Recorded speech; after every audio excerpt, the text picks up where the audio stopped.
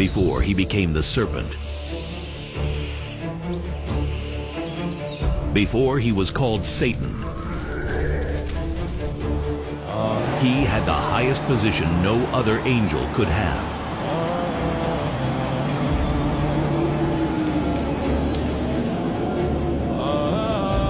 Lucifer was God's personal guardian angel, standing closer to the throne than anyone else. 9 precious stones covered his body: sardius, topaz, diamond, beryl, onyx, jasper, sapphire, emerald, and carbuncle, each one reflecting God's glory like living fire. God made him heaven's worship leader with the most beautiful voice. But being so close to God's power made him want something terrible: to receive the worship himself.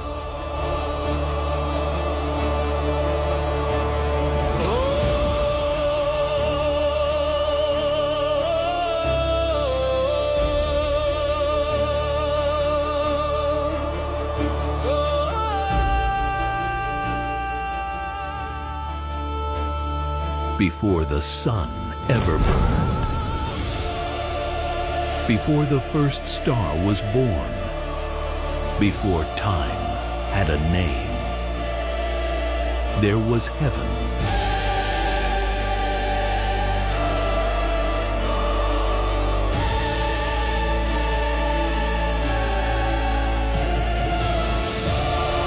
And in heaven, one angel stood closer to God than all the others combined.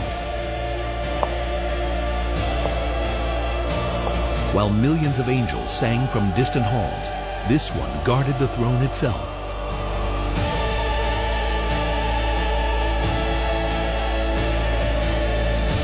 His name would become the most feared in human history. His name was Lucifer, the light bearer. He wasn't just pretty. He wasn't just talented. He was the absolute best at everything. Imagine being so perfect that other angels couldn't even look directly at you. That was Lucifer.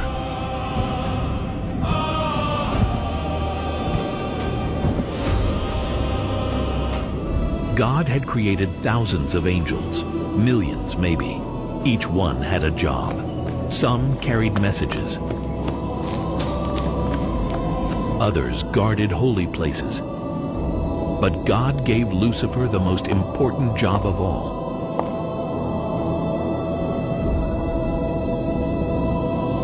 He was the covering cherub, the personal bodyguard of God's throne. Nobody got closer to God than Lucifer. Nobody. Think about that for a second. What would it feel like to stand that close to pure power? To be trusted with the most important place in the universe? When Lucifer sang, and oh how he could sing, heaven itself would stop to listen. His voice wasn't just beautiful, it was alive. It could make you feel things you'd never felt before. Joy so strong it hurt. Peace so deep you could drown in it.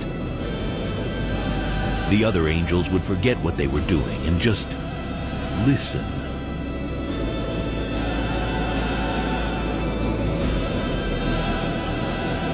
His body was covered with 9 precious stones that don't even exist on earth. Each one caught God's light and threw it back in colors that would make rainbows look gray.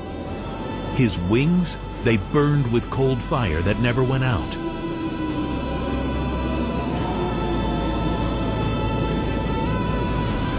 When he walked, light followed him like a loyal dog. Perfect. That's the only word for it. 0 mistakes, 0 flaws, 0 problems. Or so everyone thought. But perfection was becoming poison. Every day, Lucifer noticed things, how the other angels bowed when he passed, how they whispered his name with awe, how even Michael, the great warrior, stepped aside when Lucifer approached. See, Lucifer had everything: beauty that could blind you, power that could break you, music that could control you. But he had to use all of it to serve someone else, to worship someone else. He was the best servant in heaven, but still a servant. Now imagine you're Lucifer. You look around and see millions of angels bowing to you, copying you, wanting to be you. You hear them whisper about how amazing you are. You know you're the favorite, the special one, the morning star. But then you look up and there's still someone above you, always above you, forever above you. What would you think? What would you feel? What would you want?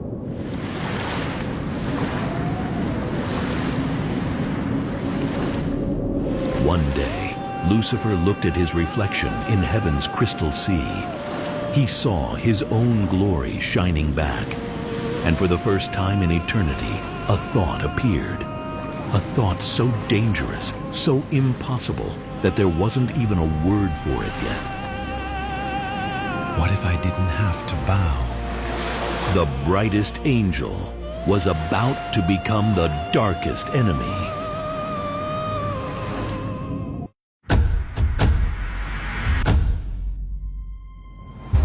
How does something perfect break when nothing is broken around it?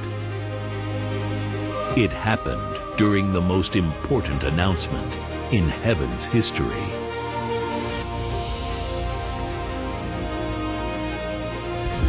The day God revealed his plan for humanity.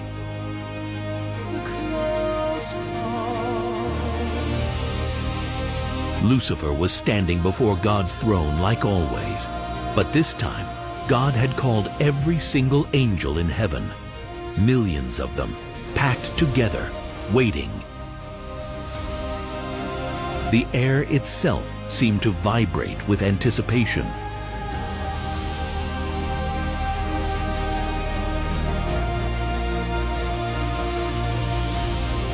I'm going to create something new, God announced.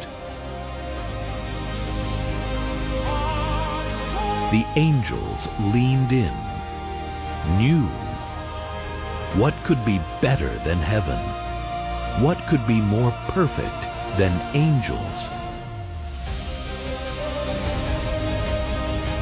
I will create humans. I will make them in my own image. Wait, what? In God's image? The angels looked at each other, confused. They weren't made in God's image. They were servants, messengers, warriors. But these new things, these humans, would actually look like God, think like God, create like God. But God wasn't done. The next words would crack heaven in half.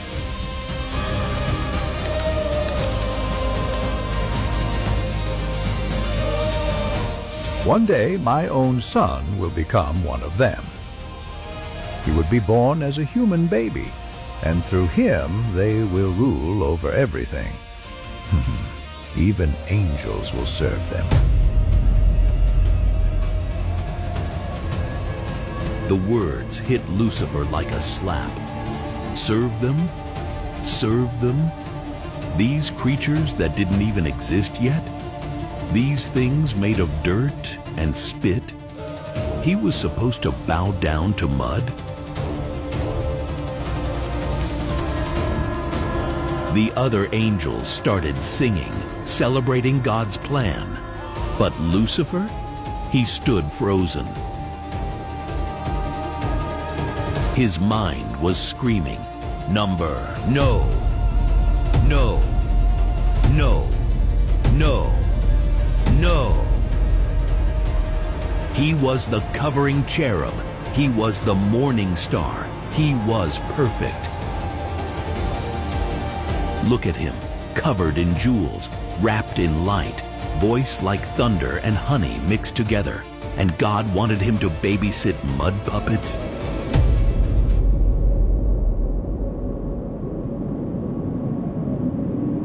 Something inside him snapped. Actually snapped. Like a perfect glass vase hitting concrete. For the first time ever, Lucifer felt something new. Something hot and ugly and powerful. It started in his chest like a tiny flame. Then it grew and grew and grew until it felt like he would explode.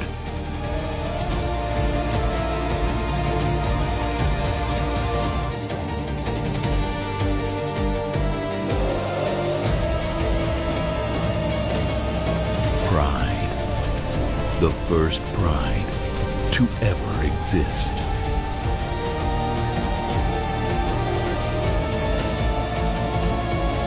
The feeling rushed through him like poison in his veins.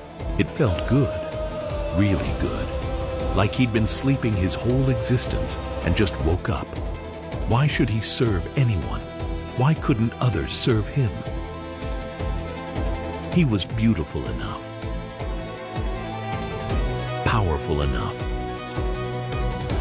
smart enough.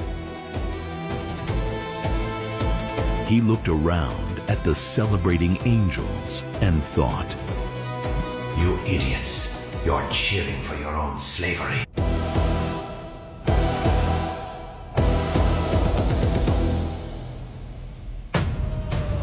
Then came the thought that doomed him.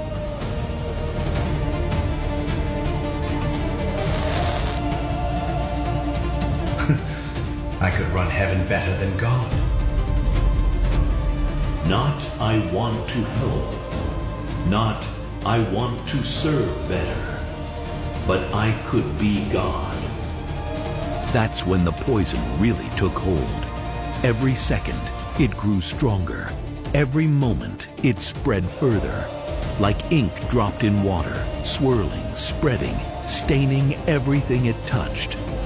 Lucifer smiled at the other angels. He sang with them. He pretended to celebrate.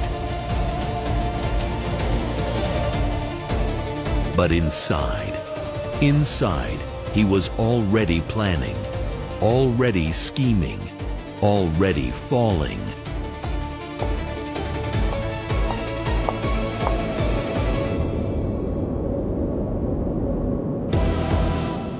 The perfect angel had become heaven's first liar.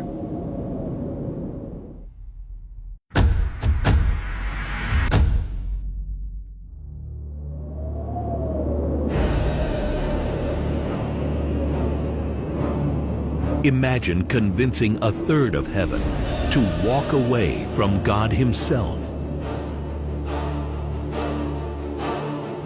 Lucifer did it in just 7 words. You deserve what God will not give. He didn't start with the powerful angels. Too risky. He started with the forgotten ones. The angels who cleaned. The ones who stood guard at empty gates. The ones whose names nobody knew.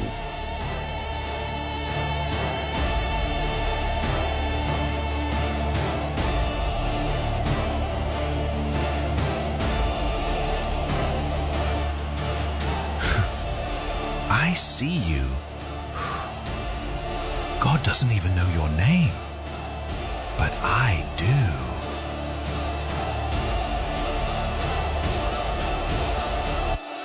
They'd look up, shocked that the morning star was talking to them. You deserve better. We all do.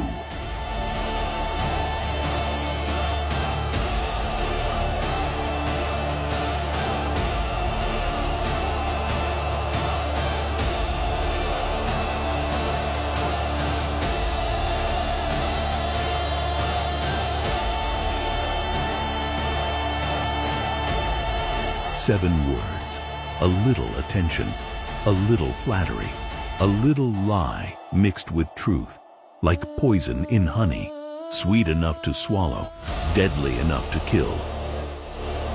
The whispers spread like wildfire. Lucifer's strategy was flawless. He never said rebel.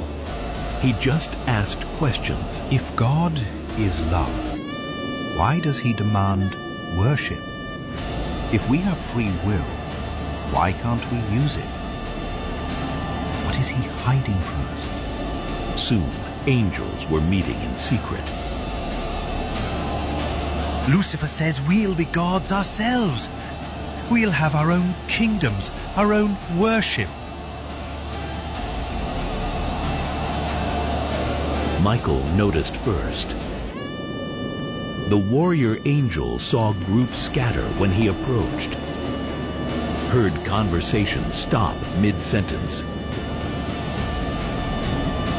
felt the tension building like a storm about to break. Something's wrong, he told Gabriel. a very wrong. They tried to warn others, but Lucifer had already poisoned the well. Of course they're against us. They're God's favorites. They want to keep us down.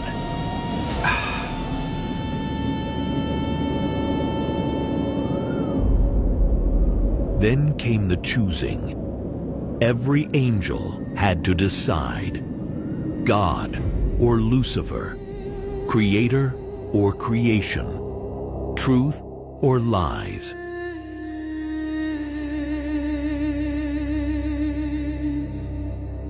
One-third chose Lucifer. 1 out of every 3 angels looked at God, who gave them life, purpose, everything, and said, We choose someone else.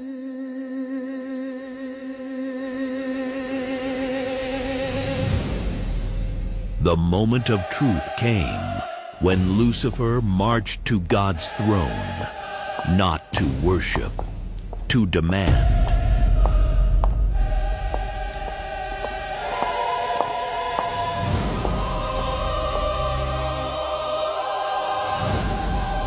I will ascend to heaven.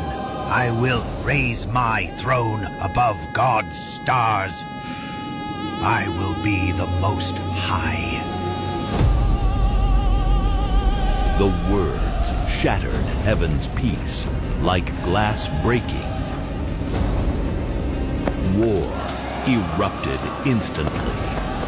And what a war! For the king! He cried. God's armies answered. Lucifer pulled darkness itself into a blade. For freedom. And the rebels charged.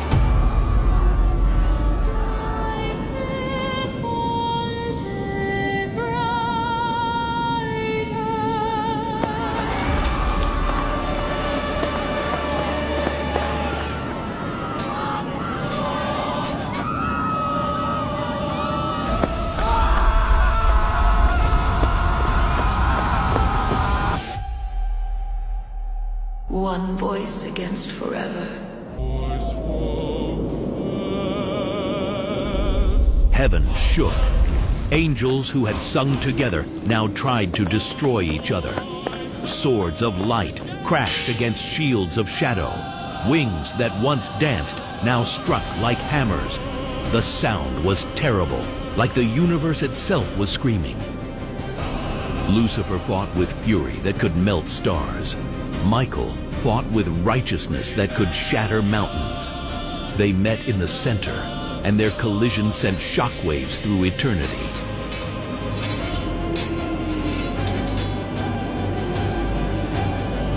But you can't beat God, not even close.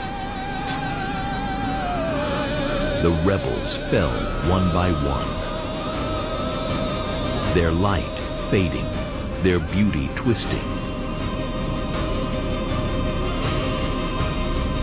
And Lucifer? He ended up on his knees, Defeated, his perfect face now ugly with rage. Get out! God's voice boomed, and they fell.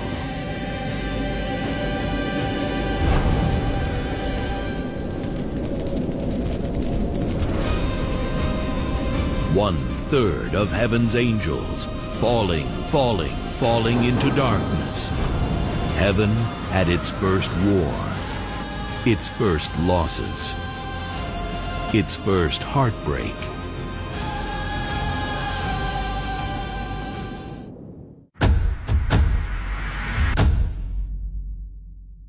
Defeated, but not destroyed. Cast down, but not dead. Satan hit Earth like lightning, and when he stood up, he had a new target.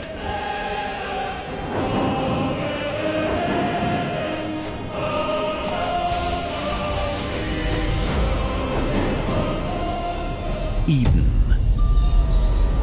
And the two humans who lived there. Before the garden had shadows, a whisper arrived.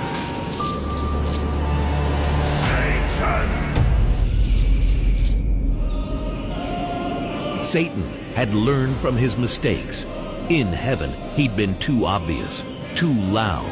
This time, he would use deception like a surgeon uses a scalpel, precise, calculated, invisible, until it was too late.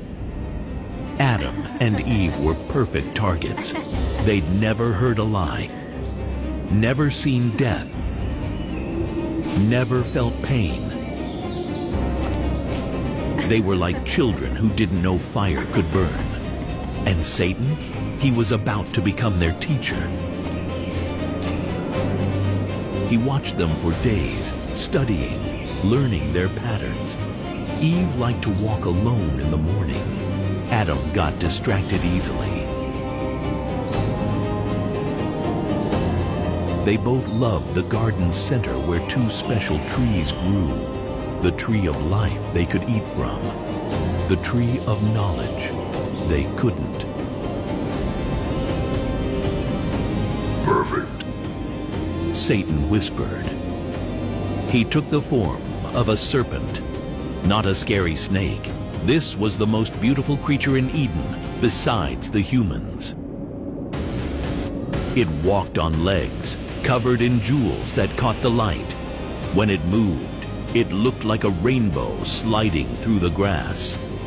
Satan waited by the forbidden tree, patient, ready. Eve came by, humming. She stopped to look at the tree like she did every day. So close, so curious, so easy. Did God really say you can't eat from any tree? The serpent asked. Eve jumped. You can talk? Of course I can talk, but answer my question. Did God really say that? Satan's first move was brilliant. He didn't command. He questioned. He didn't push. He pulled.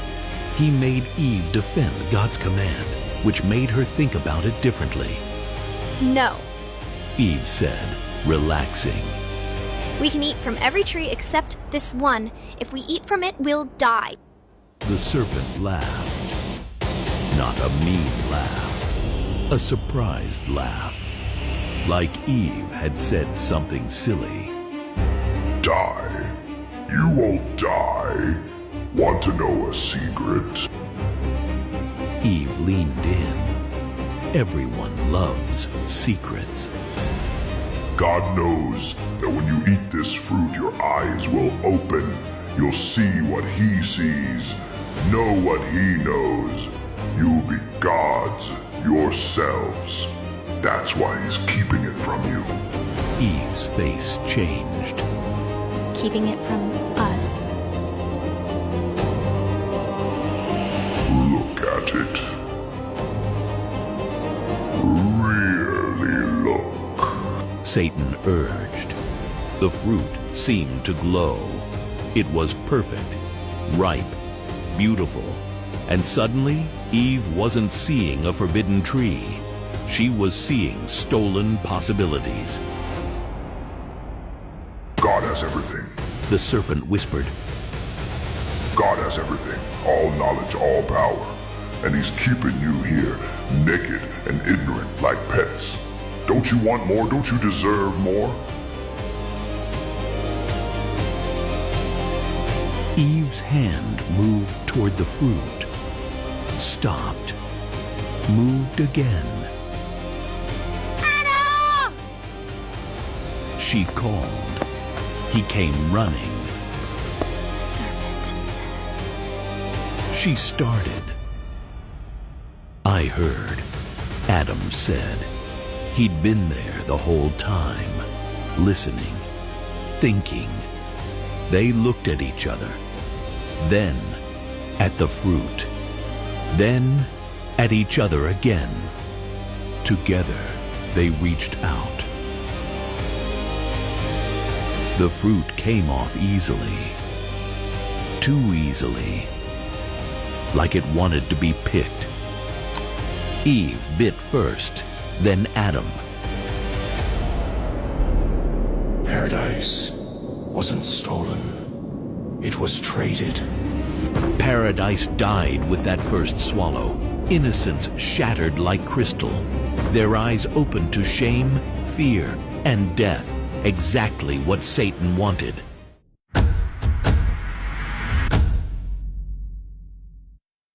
From Eden, Satan's shadow spread across time. But God had already promised his end, and that promise haunted Satan every single day. One day, a child born from woman will crush your head. God had said. A child, a human child would destroy him? Satan became obsessed. Every baby born made him nervous.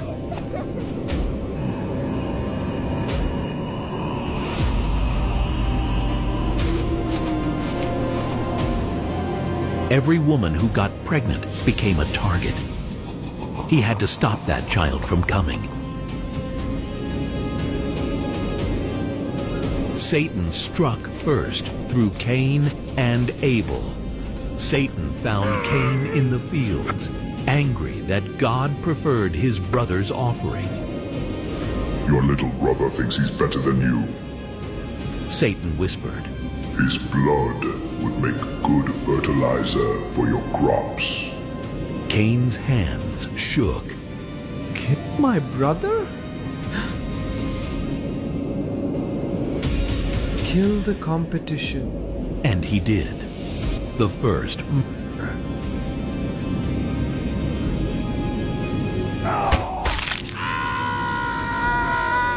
Abel's blood soaked into the ground, and Satan laughed.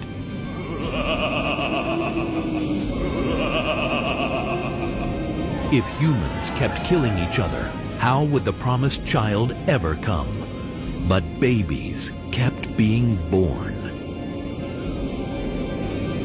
Satan expanded his strategy. He taught humans things they shouldn't know. War, dark magic, how to hurt each other in ways even he hadn't thought of. The earth became so evil that God's heart broke. He sent a flood to wash it all away, but Satan can't drown.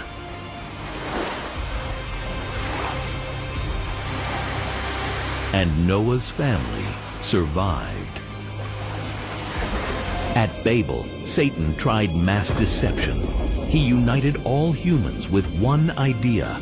Build a tower to heaven. Show God you don't need him. But God confused their languages and scattered them. More chances for the promised child to come.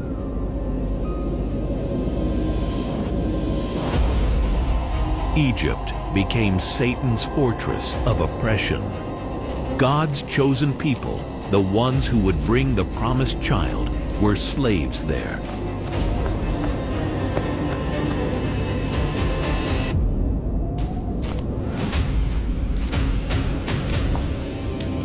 Satan whispered to Pharaoh, The Hebrew slaves are having too many babies. He'll overthrow you. Kill every baby boy. Throw them in the Nile.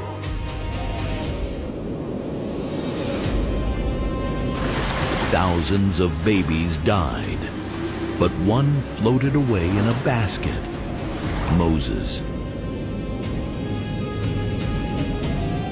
And he grew up to free God's people.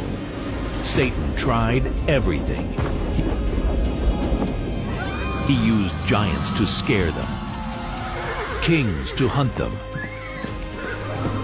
their own weakness to destroy them. When King David came, the family line the promised child would come from, Satan made him commit murder, but David repented. The prophet started saying when and where the child would be born. Bethlehem, from a virgin. Satan had them killed, but their words were already written down. Then, one night, angels filled the sky over a small town, singing, celebrating.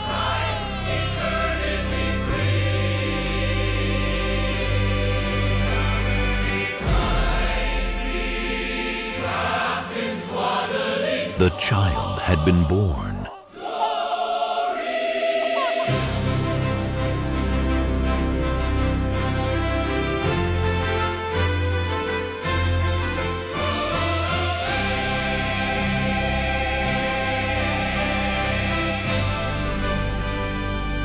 Satan rushed to see.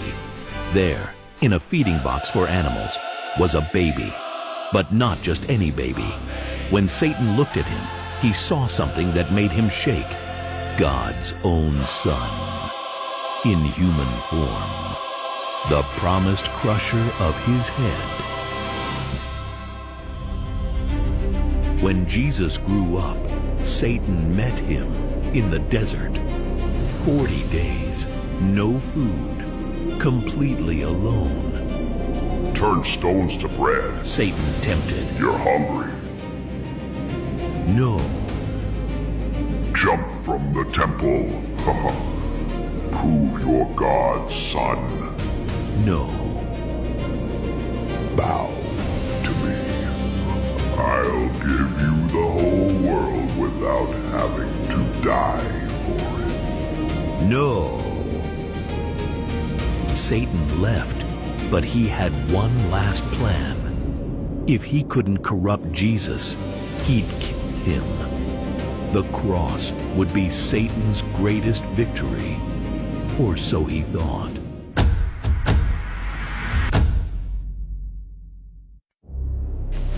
The sky goes dark. Hell lights up. Satan thought he had won when Jesus died on that cross. He got really happy in hell. The serpent toasts us. 3 days of celebrating. God's Son was dead.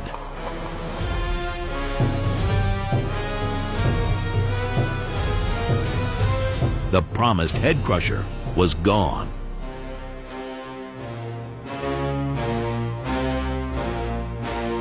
But on the third morning,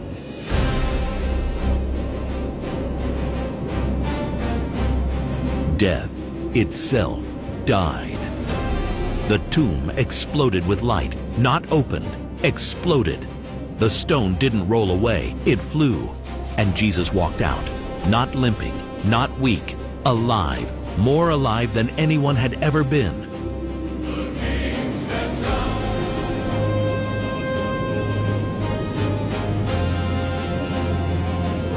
Satan's face sunk. The music died. Every demon froze. No. Satan whispered. Oh, no, no, no, no. But it was worse than just Jesus being alive. When he rose, he held something in his hands. Keys. The keys of death and hell. Satan's keys. Jesus had gone into Satan's own house and robbed him. That was 2,000 years ago. And Satan has been running out of time ever since. Satan can read. He knows exactly how his story ends. It's written in the Bible, and he's read it 1,000 times. He knows he loses. He knows when. He knows how, and it makes him crazy with fear. So what does a defeated enemy do when he knows his time is short? He tries to take as many down with him as possible.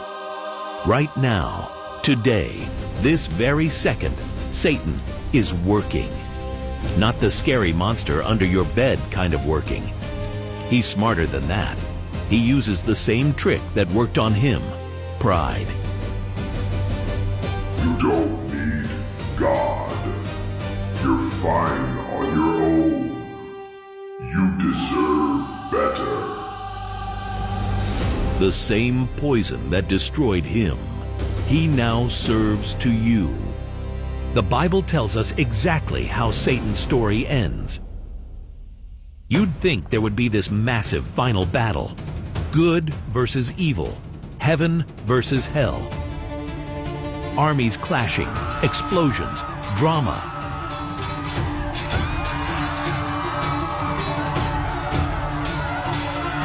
Wrong. Jesus comes back, not as a baby this time, as a king. The sky splits open like paper. Angels pour out like water from a broken dam. Every eye on earth sees him coming. The king steps out. Death is a rumor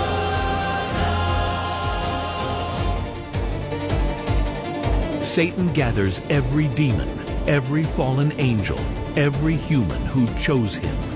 Millions of them, maybe billions. They cover the earth like locusts, the greatest army ever assembled. They have weapons we can't even imagine. They have plans within plans within plans. They march toward Jesus, ready for the fight of eternity. Jesus speaks one word, and it's over. No fight. No struggle, no close calls. Satan falls to his face, unable to move.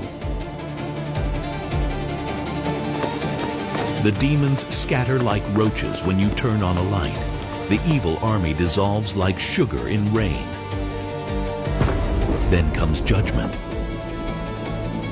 An angel, not even God, just one regular angel, grabs Satan by the neck and drags him to a lake of fire. Not normal fire. Fire that burns forever, but never burns you up. Fire that hurts, but doesn't kill. This is for you. The angel says, and throws him in.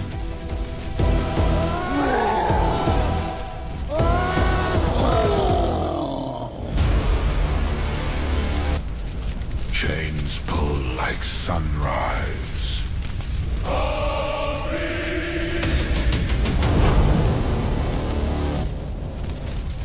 The lake closes over the last lie. He roared for ages. Justice lights the sea. Thrown down, thrown away.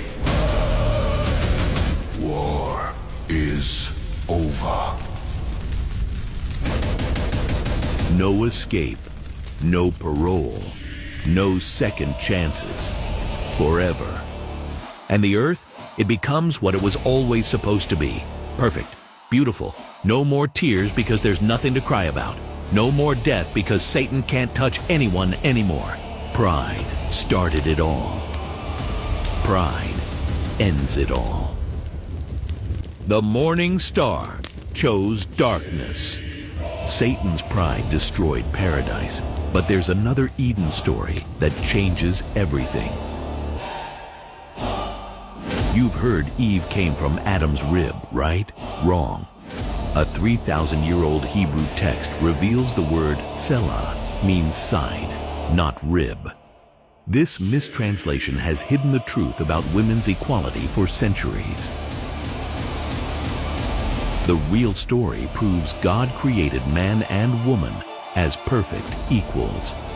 Click the video on your screen now to discover what really happened in Eden. This truth will blow your mind.